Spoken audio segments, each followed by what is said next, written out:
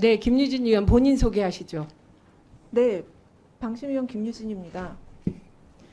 자, 9월 5일로 돌아가 봅니다. 9월 5일 방심위원회 소위가 열리죠. 네, 그때 참석했죠. 네, 그때 갑자기 기타 안건으로 뉴스타파 김만배 인터뷰 인용 보도권이 긴급심의로 올라오죠. 네, 네. 그때 긴급심의로 올리는 거 반대하셨죠. 네. 예, 왜 반대하셨습니까? 긴급심의는 함부로 하면 안 되기 때문입니다. 왜냐하면 민원이 방심위에는 하루에도 몇백 건씩 들어오게 됩니다. 그런데 이 민원을 순서대로 처리하지 않고 위원들이 그때그때 우선순위를 정하게 되면 민원 처리에 공정성이 훼손이 되게 됩니다. 실제로 유일임 체제가 들어선 이후에 이 긴급심의가 일상화돼 버렸는데요. 긴급심의로 어떤 안건들이 올라왔는지 살펴보시면 알겠지만 대부분 대통령이나 정부 여당의 불편한 보도들이 긴급심의로 올라오게 되고 사실상 정치심의와 표적심의의 수단이 되기 때문에 긴급심의는 최소한으로 해야 하고 반드시 필요한 경우에도 표결이 아닌 합의를 통해서 결정해야 하는 것이 맞습니다. 네, 긴급심의는 재난이나 중대 공익침해, 범죄 피해자, 인권 보호, 심각한 사회적 혼란을 야기할 수 있는 보도에 대해서 하는 거죠? 그동안 그렇게 합의에 따라서 해왔습니다. 네. 이후에 긴급심의 안건이 급증합니다. 근데 그거는 지금 말씀하셨지만 다음에 하고 그 긴급심의 안건 의결 과정에 대해서 잠시 보겠습니다. 당일 회의에 몇 명이 참석했습니까? 3명이 참석했습니다. 방심소위는 본래 몇 명이 제적위원입니까? 그 당시에는 4명이죠. 4명이었습니다. 근데 옥시찬 위원이 참석 안 했죠? 네. 예, 3명이면 그때 의결 정족수는 어떻게 됩니까? 의결.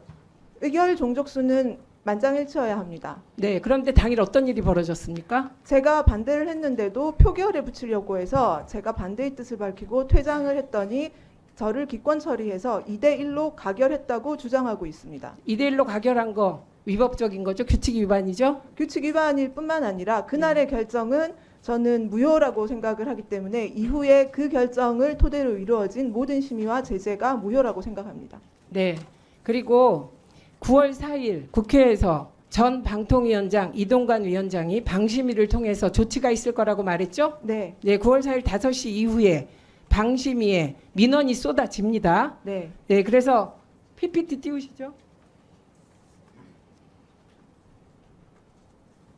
자, 소위 민원 사주 의혹의 시작입니다.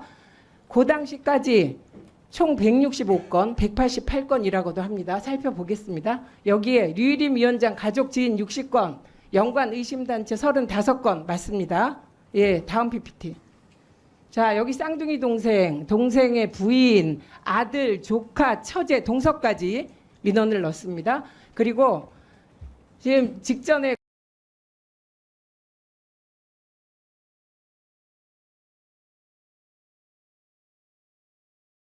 와 함께 대구 A 수련원에서 근무하던 사람들까지 했습니다. 이분들은 강요하진 않고 부탁했다 이렇게 얘기했죠. 예, 여기에는 이런 분들도 있습니다. 네, 이게 어떤 형식으로 됐냐면 누군지 모르는 류일임 위원장의 동생이 말하기를 류일임 위원장의 후배가 부탁을 했다. 네, 그래서 동생이 가족, 친구, 직원들에게 이렇게 부탁한 거로 돼 있습니다. 명백한 민원 사주죠. 네, 그렇게 생각합니다. 그리고 그리고 긴급심의에 대해서 돌아가 봅니다. 그래서 긴급심의 안건이 그 이후에 9개월간 총 22건 있었습니다. 네, 그런데 그 22건 중에 80%에 육박하는 18건이 정부 및 여당 비판 내용이었습니다. 맞죠? 네, 네. 근데 제가 궁금한 게 긴급심의를 야기한 뉴스타파 김만배 인용 보도의 내용이 뭡니까? 혹시 기억하십니까? 윤석열 당시 대통령 후보에 대한 의혹 보도였습니다. 예, 그게 부산저축은행 사건에 윤석열 검사가 브로커인 조호영 씨의 수사를 무마해 줬다는 내용의 보도입니다. 네, 예, 이걸 언론사들이 인용했다고 문제를 삼은 겁니다. 그리고 이 중에 MBC 관련 보도가 22건 중에 혹시 몇 건인지 기억하십니까? 그것까지는 기억 못하겠습니다. 예, 20건입니다.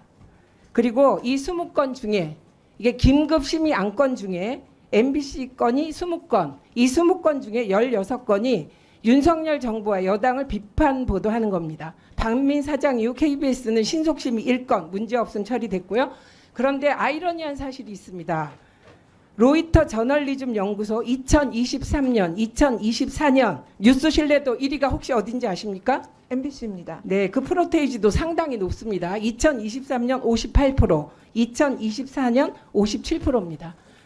좀 죄송하긴 한데 김유진 의원 개인 신상에 대해서 묻고 싶습니다. 방심위원회에서 잘린 적 있으시죠? 네, 해촉됐습니다. 네, 왜 해촉됐습니까? 해촉을 건의했던 사유는 회의 진행 방해와 비밀 유지 의무 위반이었습니다. 네, 법원에 갔죠? 네, 예, 법원에서 어떤 판결 내렸습니까? 집행 정지 결정을 받았습니다. 네, 해촉에 집행 정지하면서 대해. 지금 말씀한 해촉 사유에 대해서 법원 입장을 밝혔죠? 네, 인정하지 않으셨던 걸로 기억을 하고요. 재판부가. 그리고 민원사주 의혹에 대한 진상 규명이 공익성이 있다라는 문구가 들어 있었던 것으로 기억합니다. 네, 김유진 위원은 윤석열 대통령을 상대로 소송을 걸어서 이겨서 국가와 윤석열 대통령을 상대로 소송에서 이겨서 돌아온 방심위원이십니다. 그렇게 돌아온 소회가 어떻습니까?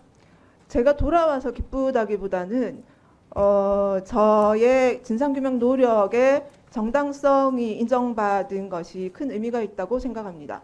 예, 방심위원 하면서 류일임 위원장 체제에 대해서 어떻게 생각합니까?